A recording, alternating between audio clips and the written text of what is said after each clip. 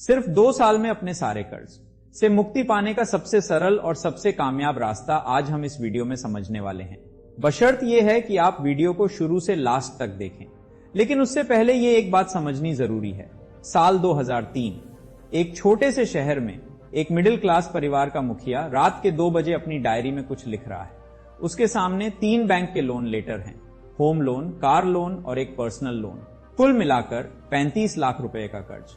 इन्हें आप किसी जान पहचान वालों से लिया हुआ कर्ज भी समझ सकते हैं। उसकी सैलरी पूरे 50,000 रुपए महीना थी और हर महीने उस 50,000 में से 32,000 सीधे ईएमआई में चले जाते हैं।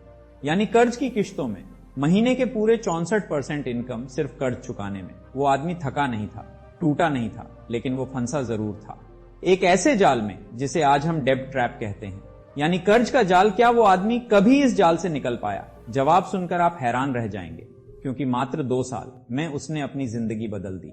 और आज हम आपको वही रास्ता दिखाएंगे। मिस्टर रिच माइंड पर आपका स्वागत है। आज का एपिसोड शायद आपकी जिंदगी का सबसे जरूरी एपिसोड है, क्योंकि आज हम बात करेंगे एक ऐसी चीज की जो भारत के करोड़ों मिडिल क्लास परिवारों को अंदर से खोखला कर रही है। कर्ज, लोन, ईएमआई, किश्तों की जंजीर। और आज हम आपको देंगे एक कंप्लीट हीरो डेब्ट एक्शन प्लान, जो मात्र 2 साल में आपको हर कर्ज से आजाद कर सकता है। लेकिन पहले एक बहुत जरूरी सवाल। क्या आप जानते हैं कि भारत में आज औसत मिडिल क्लास परिवार अपनी कुल इनकम का 50 से 55% सिर्फ ईएमआई और लोन रीपेमेंट में दे देता है? यानी सैलरी का आधा से ज्यादा हिस्सा सिर्फ कर्ज चुकाने में। 55%। यानी आप पूरे महीने काम करते हैं, पसीना बहाते हैं, अपने बॉस की बात सुनते हैं, और महीने के अंत में आपकी आधी से ज्यादा कमाई सीधे बैंक के खाते में चली जाती है, कर्ज चुकाने में चली जाती है। ये इनकम नहीं है, ये सर्विसिंग है। आप बैंक के लिए काम कर रहे हैं, आप कर्ज चुकाने के लिए काम कर रहे हैं, अपने परिवार के लिए नहीं।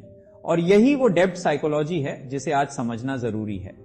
जब हम कर्ज लेते हैं तो हमारा दिमाग एक बहुत दिलचस्प गेम खेलता है। साइकोलॉजिस्ट इसे कहते हैं प्रेजेंट बायस। यानी हमारा दिमाग आज की खुशी को कल के दर्द से बड़ा समझता है। जब हम कहते हैं बस 5,000 की ईएमआई है, तो हमारा दिमाग उस 5,000 को 3 साल के टोटल रीपेमेंट से नहीं जोड़ता, वो सिर्फ आज देखता है। यही कारण है कि एक स्मार्ट पढ़ा लिखा इंसान भी कर्ज के जाल में फंस जाता है, क्योंकि ये कोई कैलकुलेशन की गलती नहीं है, ये दिमाग की डिफॉल्ट सेटिंग है। और जब तक आप इस सेटिंग को नहीं बदलते, कोई भी फाइनेंशियल प्लानिंग आपके लिए काम नहीं करेगी। लेकिन अगर आप ये वीडियो लास्ट तक देखते हैं तो मुझे पूरा भरोसा है कि आपको कर्ज से निपटने का एक कंप्लीट रोड मैप मिल जाएगा। अब हम आते हैं उस आदमी की कहानी पर जो हमने वीडियो के शुरू में कही थी। उसका नाम था नीरज श्रीवास्तव, लखनऊ का। साल 2003 में नीरज के पास थे पूरे 35 लाख रुपए के कर्ज। Home loan 22 lakh, car loan 7 lakh, personal loan 6 lakh और एक क्रेडिट कार्ड का बकाया जो हर महीने बढ़ता जा रहा था। एक दिन उसके बेटे ने एक स्कूल ट्रिप के लिए सिर्फ 500 रुपए मांगे और नीरज के पास उस महीने 500 रुपए भी नहीं थे। जरा सोचिए, उस वक्त एक बाप के ऊपर क्या बीती होगी कि अपने बेटे को देने के लिए जेब में 500 भी नहीं थे। उस रात अर्जुन ने एक फैसला किया, अब एक भी कर्ज 2 साल से ज्यादा नहीं चलेगा, मुझे सारे कर्ज जल्दी खत्म करने होंगे। ये सोचकर उसने एक डायरी निकाली। उस डायरी में उसने लिखा एक डेब्ट डिस्ट्रक्शन प्लान। क्या था वो प्लान? स्टेप नंबर 1, डेब्ट इन्वेंट्री, यानी अपने दुश्मन को पहचानो। दुश्मन यानी जिसका सबसे ज्यादा ब्याज है। नीरज ने सबसे पहले एक कागज पर हर एक कर्ज को लिखा, कर्ज का नाम, उसकी बाकी रकम, इंटरेस्ट रेट और मासिक ईएमआई, यानी महीने की किश्त। ये काम सुनने में बहुत सिंपल लगता है, लेकिन भारत में शायद % लोग भी ये काम सही तरीके से नहीं करते। क्यों? क्योंकि जब हम सब कर्ज एक जगह देखते हैं तो दिमाग डर जाता है और डरा हुआ दिमाग आंखें बंद कर लेता है। लेकिन याद रखिए, जो दिखता नहीं वो कभी ठीक नहीं होता।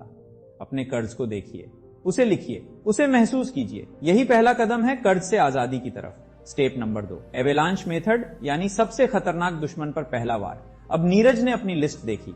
क्रेडिट कार्ड का बकाया 3 लाख रुपए, इंटरेस्ट रेट 36% सालाना। Personal loan 6 lakh, interest rate 18%। Car loan 7 lakh, interest rate 12%। Home loan 22 lakh, interest rate 8.5%।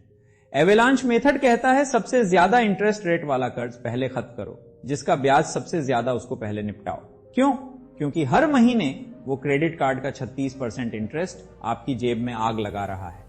Neeraj ने एक काम किया, उसने अपने सारे डिस्क्रेशनरी खर्च, यानी जो जरूरी नहीं थे, वो सब बंद कर दिए। दोस्तों के साथ शराब, बियर, मुर्गा मटन, पार्टी, ये सब बंद। घर पर एक गाड़ी थी, उसे बेच दिया क्योंकि उतनी काम नहीं आती जितना सर्विसिंग में पैसा जा रहा था। उसकी वाइफ ने भी उसका साथ दिया। घर का सारा फालतू खर्च बंद कर दिया और इससे बहुत फर्क पड़ा क्योंकि बीवियों के हाथ में बहुत कुछ होता है। और अब हर महीने जो भी सरप्लस बचता वो सीधे कर्ज के बकाये पर डाल देता। मात्र 9 महीने में एक कर्ज का पूरा बकाया जीरो, क्रेडिट कार्ड जीरो। लेकिन असली कहानी तो अब यहां से शुरू होती है। स्टेप नंबर 3, डेब्ट स्नोबॉल इफेक्ट, यानी एक जीत को दूसरी जीत में बदलो। जब नीरज का क्रेडिट कार्ड बकाया खत्म हुआ तो उसकी मासिक ईएमआई बोझ कम हुआ, एक कर्ज का टेंशन कम हुआ, तो उस बचे हुए पैसे को उसने अगले कर्ज यानी पर्सनल लोन पर लगा दिया। यही है स्नोबॉल इफेक्ट। पहली जीत दूसरी जीत को बड़ा करती है, दूसरी जीत तीसरी जीत को और बड़ा करती है, और धीरे धीरे एक छोटी सी बर्फ की गेंद एक विशाल हिमखंड बन जाती है जो हर कर्ज को रौंदते हुए आगे बढ़ती है। 18 महीने में नीरज का पर्सनल लोन भी खत्म। अब वो पैसा जो पहले क्रेडिट कार्ड और पर्सनल लोन पर जाता था वो सब कार लोन पर लग गया। 2 साल के अंदर अर्जुन ने 3 में से तीनों कर्ज खत्म कर दिए, सिर्फ होम लोन बचा और उस पर भी उसने एक मास्टर स्ट्रोक चलाया। क्या आप जानना चाहोगे कि क्या था वो मास्टर स्ट्रोक? तो अब स्टेप नंबर 4 को ध्यान से सुनिए। प्री पेमेंट स्ट्रैटेजी, यानी बैंक के इंटरेस्ट इंजन को बंद करो। अधिकतर लोग सोचते हैं होम लोन तो पूरे 20 साल चलेगा, लेकिन क्या आप जानते हैं अगर आप एक 20 साल के होम लोन पर हर साल एक बार पार्ट प्री पेमेंट करते हैं तो आप उस लोन को 20 साल की जगह मात्र 11 से 12 साल में खत्म कर सकते हैं। यानी 8 से 9 साल की ईएमआई सीधे बचती है और वो बचत लाखों रुपए। नीरज ने हर साल अपनी एनुअल बोनस का 75% होम लोन के प्री पेमेंट में लगाना शुरू किया और इस तरह जो लोन 20 साल में खत्म होना था वो उसने 13 साल में खत्म कर दिया। लेकिन रुकिए, अभी सबसे जरूरी बात बाकी है, क्योंकि कर्ज खत्म करना काफी नहीं है। Step number 5, emergency fund first, यानी ढाल बनाओ तलवार बाद में। ये वो गलती है जो 90% लोग करते हैं। वो सोचते हैं पहले सारा कर्ज खत्म करो फिर सेविंग करेंगे, लेकिन ये सोच एक घातक जाल है। क्यों? क्योंकि अगर आपके पास इमरजेंसी फंड नहीं है और कोई अचानक खर्च आ जाए, मेडिकल इमरजेंसी, नौकरी जाना, गाड़ी खराब होना, तो आप फिर से वही क्रेडिट कार्ड निकालेंगे, फिर से वही पर्सनल लोन लेंगे और फिर से उसी जाल में फंस जाएंगे जहां से आप निकले थे। इसलिए हीरो डेब्ट प्लान शुरू करने से पहले काम यह करें कि कम से कम 3 महीने की इनकम के बराबर एक इमरजेंसी फंड बनाएं। इसे किसी अलग सेविंग्स अकाउंट में रखें। इसे अनटचेबल मनी समझें। उसे तब तक हाथ भी नहीं लगाना है जब तक कोई इमरजेंसी न हो। यह आपकी फाइनेंशियल शील्ड है। अब स्टेप नंबर 6 को ध्यान से सुनिए।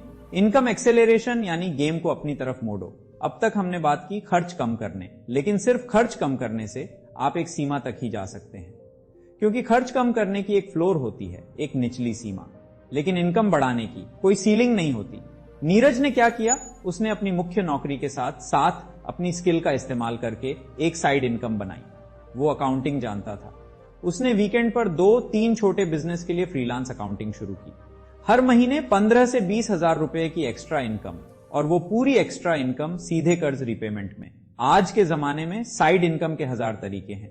एआई का जमाना है। सबसे आसान यूट्यूब है। Content creation, freelance writing, online teaching, consulting, design work, video editing. अगर आप अपनी इनकम में मात्र 20 से 25% का इजाफा कर लें तो आपका डेब्ट डिस्ट्रक्शन प्लान 2 गुना तेज हो जाता है। स्टेप नंबर 7 जो सबसे जरूरी है, साइकोलॉजिकल विंस, यानी अपने दिमाग को मोटिवेटेड रखो। यह सबसे अंडररेटेड स्टेप है और इसलिए सबसे जरूरी भी। जब आप 2 साल के लिए एक कठिन रास्ते पर चलते हैं तो थकान आती है, मोटिवेशन टूटता है, मूड खराब रहता है, गुस्सा ज्यादा आता है। आप सोचते हैं एक बार तो ये लें, एक बार तो वो करें, और यही वो पल है जब लोग हार जाते हैं। इससे बचने के लिए नीरज ने एक काम किया। उसने हर छोटी जीत को सेलिब्रेट किया। एक कर्ज खत्म हुआ, एक अच्छा घर का बना हुआ खाना पूरे परिवार के साथ, खुशी मनाई। दूसरा कर्ज खत्म हुआ, एक दिन की पिकनिक। छोटी छोटी खुशियां बड़े बड़े सफर को आसान बना देती हैं। और साथ ही अपने भाई को हमेशा याद रखें, वो बेटा जिसने 500 रुपए मांगे थे, वो रात जब नीरज के पास देने को कुछ नहीं था, वो दर्द, वो शर्म, वो बेबसी। यही आपका फ्यूल है। अब एक पल के लिए रुकिए और सोचिए, 2 साल, मात्र 2 साल, 730 दिन। क्या आप अगले 2 साल थोड़े अलग तरीके से जी सकते हैं? क्या आप कुछ खर्च कम करके, एक साइड इनकम बनाकर और एक क्लियर प्लान फॉलो करके अपनी जिंदगी बदल सकते हैं? अगर हां, तो सुनिए आज का सबसे जरूरी सच। कर्ज सिर्फ एक फाइनेंशियल प्रॉब्लम नहीं है, कर्ज एक मेंटल प्रिजन है। जब आप कर्ज में होते हैं तो आप रिस्क नहीं ले सकते, आप नई नौकरी छोड़कर बिजनेस शुरू नहीं कर सकते, आप अपने बच्चों को वो एजुकेशन नहीं दे सकते जो वो डिजर्व करते हैं। आप अपने माता पिता या अपनी पत्नी और बच्चों का सपना पूरा नहीं कर सकते। आप वो इंसान नहीं बन सकते जो आप बनना चाहते हैं। लेकिन जब आप कर्ज से आजाद होते हैं, तब जिंदगी का एक नया अध्याय शुरू होता है। तब आपकी पूरी इनकम आपकी होती है। तब आप इन्वेस्टमेंट कर सकते हैं। तब आप SIP शुरू कर सकते हैं। तब आप फाइनेंशियल फ्रीडम की तरफ चलना शुरू कर सकते हैं। नीरज श्रीवास्तव याद है? साल 2005 में, यानी मात्र 2 साल बाद, नीरज के पास होम लोन को छोड़कर एक भी कर्ज नहीं था और साल 2016 में होम लोन भी खत्म। आज अर्जुन श्रीवास्तव के पास एक रियल एस्टेट पोर्टफोलियो है, म्यूचुअल फंड इन्वेस्टमेंट है और एक बेटा है जो देश के सबसे अच्छे इंजीनियरिंग कॉलेज में पढ़ रहा है, वो 500 रुपए वाला बेटा। तो आज इस वीडियो के बाद सिर्फ एक काम कीजिए, एक कागज निकालिए, अपने सभी कर्ज लिखिए, नाम, रकम, इंटरेस्ट रेट, EMI। बस यही आपका पहला कदम है। और याद रखिए, हर बड़ी आजादी एक छोटे से कदम से शुरू होती है। मिस्टर रिच माइंड पर हम सिर्फ पैसे की बात नहीं करते, हम जिंदगी की बात करते हैं। हम उस इंसान की बात करते हैं जो आप बन सकते हैं। अगर आप चाहते हैं कि अगला एपिसोड हो 0 से 1 करोड़, मिडिल क्लास का रियल इन्वेस्टमेंट ब्लूप्रिंट, तो इस वीडियो को लाइक कीजिए, चैनल सब्सक्राइब कीजिए, क्योंकि रईस वो नहीं जिसके पास सबसे ज्यादा है, रईस वो है जिसे सबसे कम की जरूरत है। यही है रिच माइंड।